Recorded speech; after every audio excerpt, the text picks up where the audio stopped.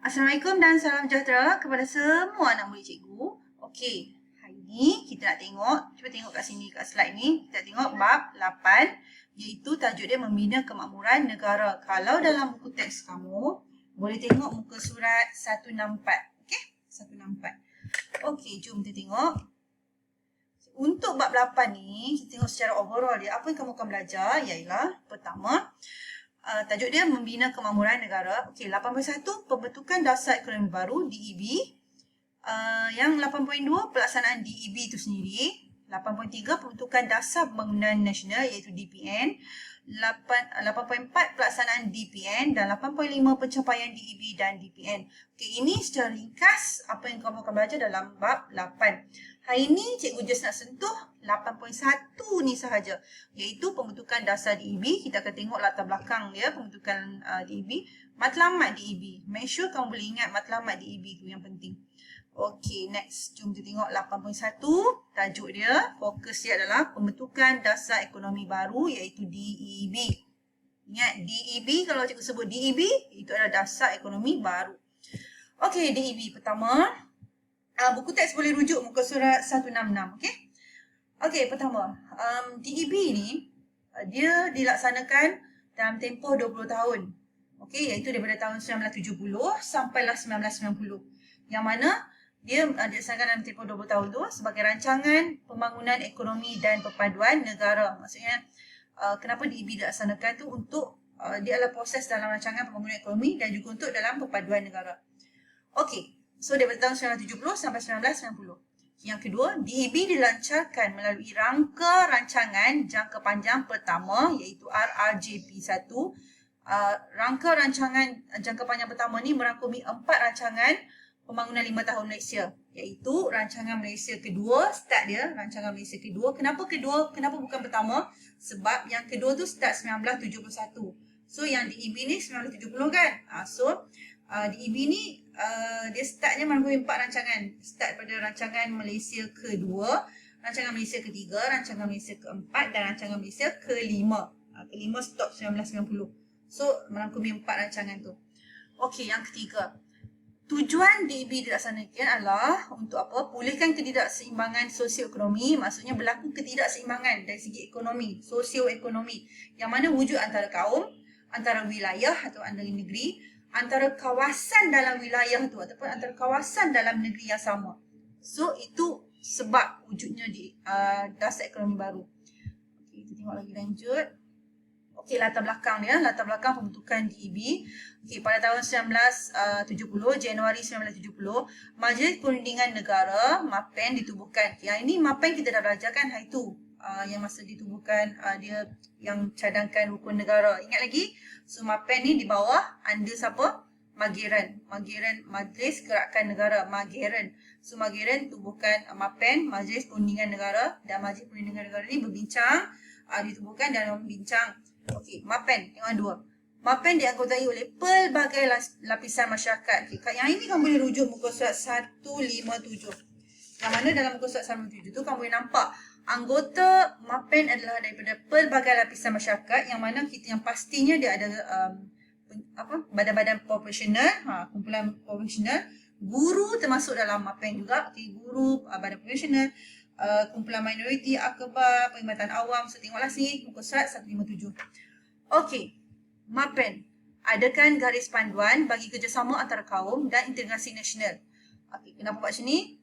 Untuk memupuk identiti kebangsaan dalam kalangan masyarakat. Okey, so MAPEN pun buatlah garis panduan. Kenapa dia buat garis panduan? Untuk bagi kerjasama antara kaum dan juga integrasi nasional. Macam bab lepas kita belajar tentang macam mana nak memupuk perpaduan dan juga integrasi nasional kan. So MAPEN ambil part buat rukun negara tu. Okey, yang keempat, hasilnya terbentuklah satu dasar ekonomi negara yang dikenali sebagai DEB. So maksudnya dalam Majlis Perundingan Negara, MAPEN ni dia bincang-bincang, ada ramai lapisan masyarakat kan. Okay, bincang-bincang. Lah kali mereka dapat idea, mereka nak tubuhkan DEB. Untuk apa? Untuk nak seimbangkan balik sosioekonomi yang mana berlaku jurang tu, dia nak seimbangkan balik. Okey. Beberapa pakar ekonomi, nombor 5, beberapa pakar ekonomi dari dalam dan luar negara diamanahkan untuk merancang dan juga merangka dasar berkenaan. Okay, so dia orang dah plan nak buat DEB, dasar ekonomi baru, yang mana dasar ni boleh basmi kemiskinan, kurangkan jarak jurang sosioekonomi antara kaum, antara wilayah, semua tadi tu kan. So dia orang ambil lah pakar ekonomi. Pakar ekonomi tu daripada dalam dan juga daripada luar negara. Import lah.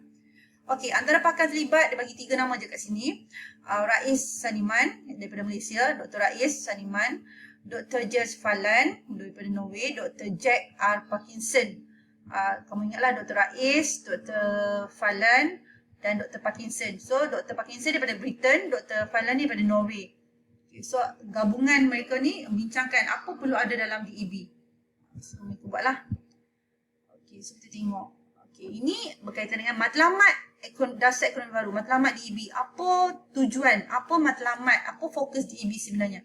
Okey, pertama, matlamat DEB untuk mencapai perpaduan dan kesejahteraan kaum. Dia nak capai perpaduan dan juga untuk mencapai perpaduan dan kesejahteraan kaum dengan menggunakan strategi bersifat serampang dua mata. Maksudnya DEB sekali buat serampang dua mata. Dua lah strateginya tu. Okey, pertama nak buat apa? Basmi kemiskinan.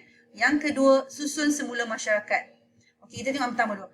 Okay, strategi DEB yang pertama, basmi kemiskinan dengan basmi kemiskinan nak buat macam mana? Basmi kemiskinan dengan cara tambahkan peluang pekerjaan, tambahkan pendapatan kepada rakyat tanpa kira kaum. Sebab itulah bila tak kira kaum ni maksudnya semua kaum dapatlah. Okey, DEB ni tanpa kira kaum.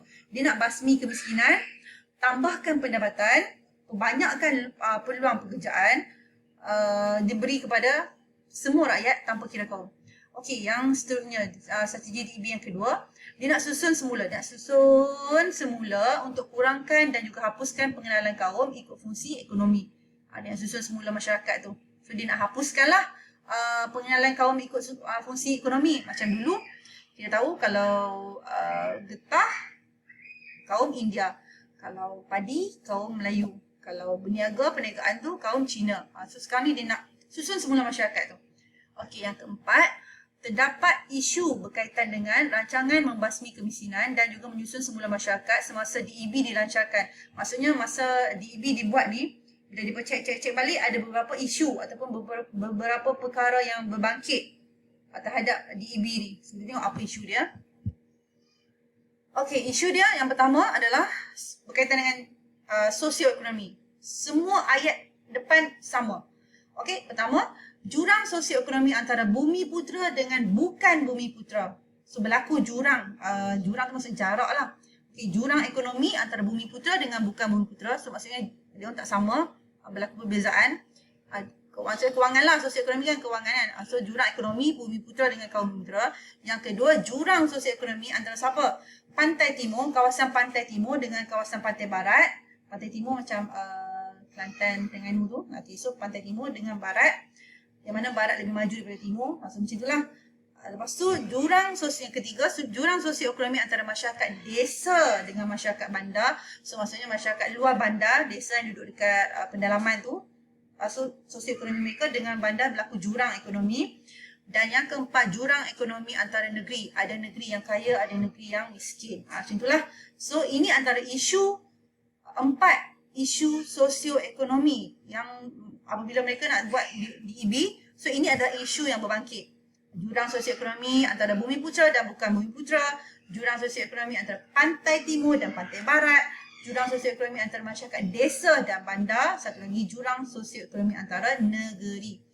Okey, itu saja kot 81. Tapi sebelum habis 81, cikgu nak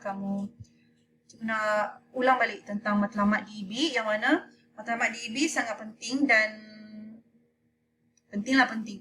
Okey, so matlamat DEB tadi kita dah belajar kan, ada 6. Tak kisahlah kamu nak hafal berapa, tapi kat sini ada 6. Okey, so yang pertama cikgu nak kamu ikut dan ingat. Dulu kita pernah buat kan yang tentang ciri-ciri kesusahan Melayu Melaka. So ini matlamat DEB, cuma nak buat benda yang sama. So matlamat DEB yang pertama adalah basmi kemiskinan. Sambil buat, sambil cakap, kamu akan ingat. Okey, matlamat DEB yang pertama ialah basmi kemiskinan. Basmi tu macam buang kemiskinan tu. Okey, basmi kemiskinan. Okey, matlamat DEB yang pertama adalah basmi kemiskinan. Yang kedua, apa? Yang kedua apa? Yang pertama basmi kemiskinan kan. Okay, yang kedua boleh baca kat situ kan, tambahkan pendapatan. Okay, macam mana nak tambahkan pendapatan? Tambahkan pendapatan. Tambahkan pendapatan. Okay, yang ketiga, banyakkan peluang pekerjaan. Okay, banyakkan peluang pekerjaan. Okay, peluang pekerjaan lah, dia buat margin buruh kan. Okay, banyakkan peluang pekerjaan. Okay, yang pertama balik. Basmi kemiskinan, tambahkan pendapatan, banyakkan peluang pekerjaan, okay, ukuhkan perpaduan.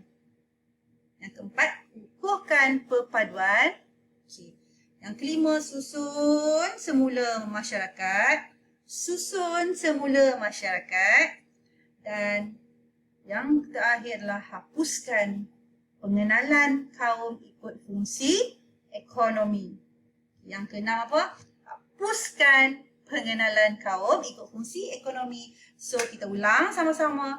Pertama, apa matlamat DEB? Kalau ada soalan dia kata, jelaskan matlamat DEB, 8 markah. So, kamu boleh ceritalah pasal ni.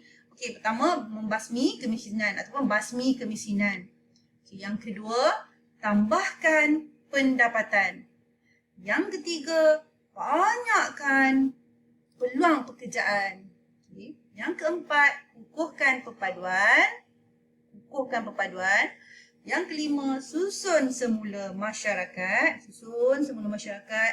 Dan yang keenam, hapuskan pengenalan kaum ikut fungsi ekonomi. Okey, 8.1 itu sahaja. Cikgu harap kamu boleh faham dan ingat. Nanti the next class cikgu akan tanya. Okey, terima kasih. Assalamualaikum.